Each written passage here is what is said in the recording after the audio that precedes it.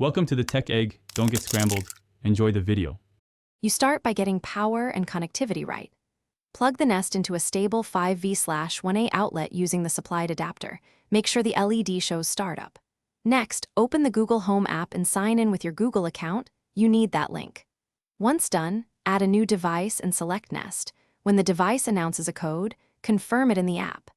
Make sure to choose the correct Wi-Fi band and enter the password carefully to avoid pairing failures. You now refine how Nest behaves. After pairing, name the device and assign it to a room so voice control and routines work predictably. Update firmware immediately. This secures features and fixes bugs.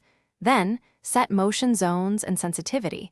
Higher sensitivity catches small movement but can raise notifications, so balance it. Configure privacy zones to block areas from recording. Finally, link Google Assistant and enable routine. You finish by validating everything works. Start a live stream, test two-way audio, trigger a motion alert, and check notifications on your phone.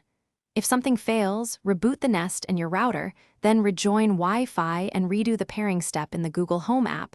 This fixes most issues. Make sure auto update is enabled so you get stability patches.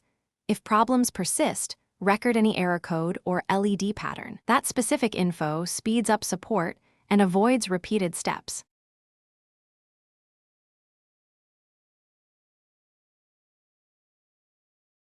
Thanks for watching. Consider subscribing if I helped unscramble your problems.